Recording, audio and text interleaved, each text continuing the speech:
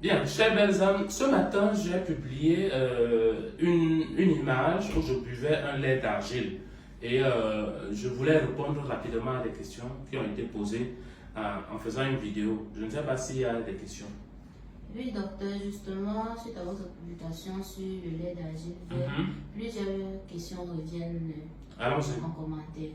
Donc, certains aimeraient savoir comment s'en procurer déjà. D'accord. Il faut savoir que l'argile verte se retrouve sur tous les continents. Et notre terre africaine en est emplie. Mais il y a eu une information qui a été tronquée. Elle nous a fait croire que l'argile qu'on devait consommer, c'est l'argile blanche, qu'on appelle la kaolinite. Hein?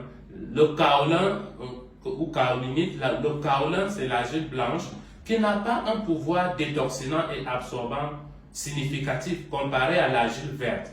L'argile verte, c'est la montmorillonite, qui est, elle, l'argile qui est bonne pour la santé. Et c'est elle qu'on devrait consommer.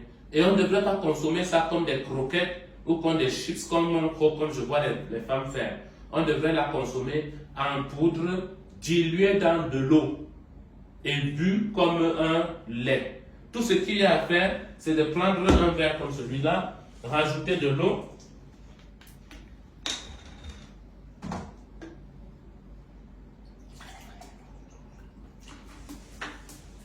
Voilà, rajoutez de l'eau dans un verre comme celui-ci. Prendre votre sachet d'argile verte, ok, et mettre comme ça. C'est tout. Quand vous avez mis comme ça, tout ce que vous avez à faire, vous tournez avec une cuillère en bois comme celle que j'ai. D'accord? Buvez comme ça tous les jours.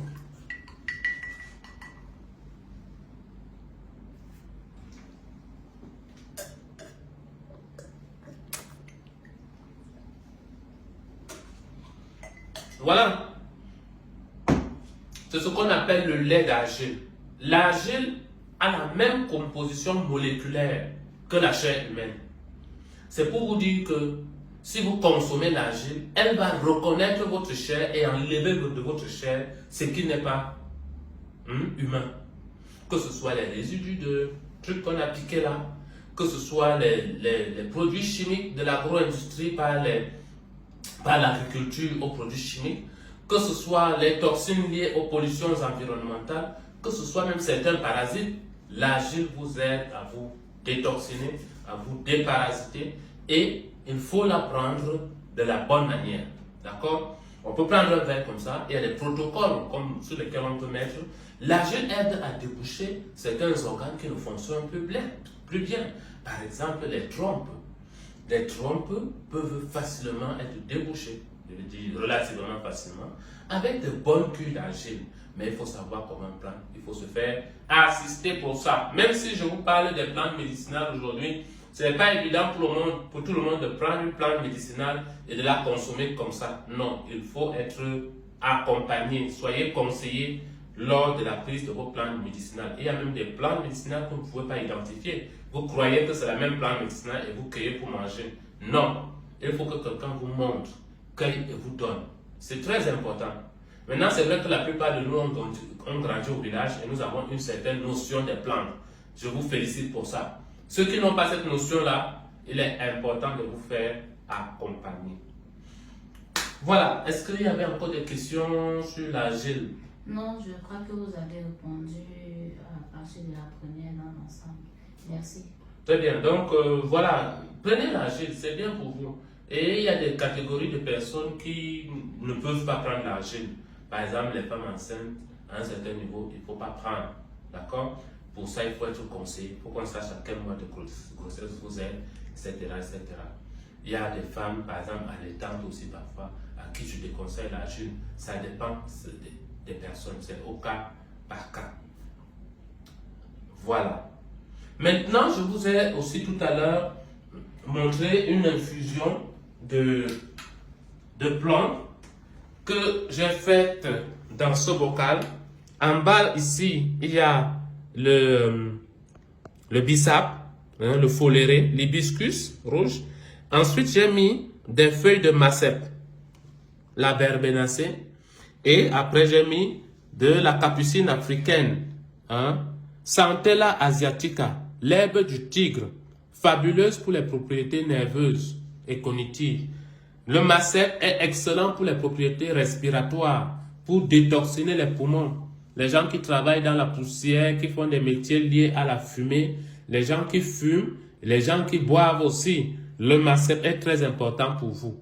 Et enfin, le bissap, la plante du sang, excellente régénérante du sang, très très riche en vitamine C. Quand vous faites le jus de bissap, vous sentez qu'il est acide, c'est la vitamine C. Prenez votre bissap, prenez votre foléré. Mais le problème, c'est que les gens prennent le foléré et mettent du sucre raffiné dedans. Quel gâchis! Ne mettez le sucre raffiné dans rien. Le seul lieu où le sucre raffiné doit être mis, c'est à la poubelle.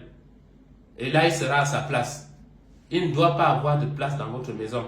Donc, si vous faites votre foléré, vous pouvez rajouter comme sucrant l'ananas, je n'ai pas de problème. Ou le miel, là ça va, mais vous ne faites pas chauffer le miel. Vous finissez votre foléré, c'est après avoir fini que vous mettez le miel. Vous pouvez aussi faire sucré avec la stevia, qui est une plante aromatique sucrée qui se combine bien avec les infusions. Donc quand vous faites ça, vous laissez une dizaine, une quinzaine de minutes. Et là, quand vous ouvrez, écoutez le bruit. Vous voyez? Là, c'est parce que l'infusion a bien donné, le bouchon était bien étanche. Bon, évidemment, il y a des ustensiles pour les infusions. Je n'en disconviens pas.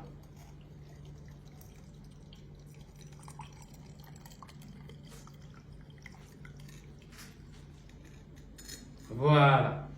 Donc, comme le bissap était en bas, le mélange n'a pas été bien coloré. Donc, je devrais mélanger bien pour que ce soit rouge. Voilà. Ça change, vous voyez. Ça change. Là, c'est bien rouge. Voilà. Regardez-moi ça.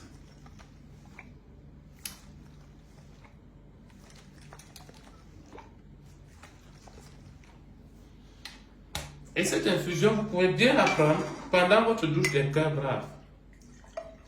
Alors que la couleur est différente.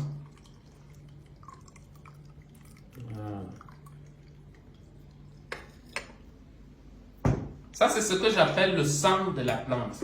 Le sang des plantes. Là où il y a la vitalité, c'est avec ça que vous vous nourrissez. Prenez le sang des plantes pour renforcer votre sang.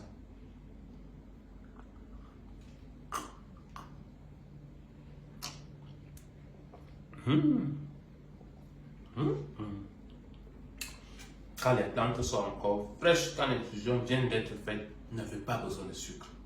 Vous n'avez pas besoin de sucre. C'est très bon. Et vous pouvez boire comme ça en longueur de journée dans votre bureau. C'est excellent.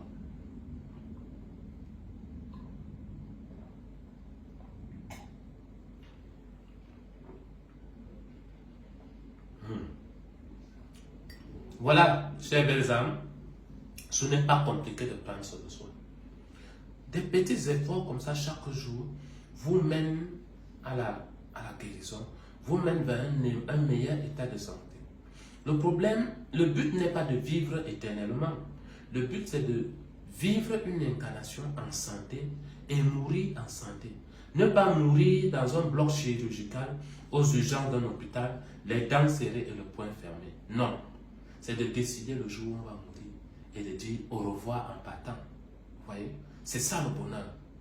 Et beaucoup d'entre nous aujourd'hui ne caressent plus ce bonheur-là. Tellement nous sommes englués dans la maladie et nous dépensons sans avoir de suite. Nos plans africains sont là pour nous aider. Et je vous invite tous, faites un petit effort. Ça ne demande presque rien. Il y a l'alimentation aussi, mais les plantes nous aident à aller plus vite. L'alimentation nous aide à aller plus loin. Je suis Paulin Zobin, biologiste thérapeute. Au revoir.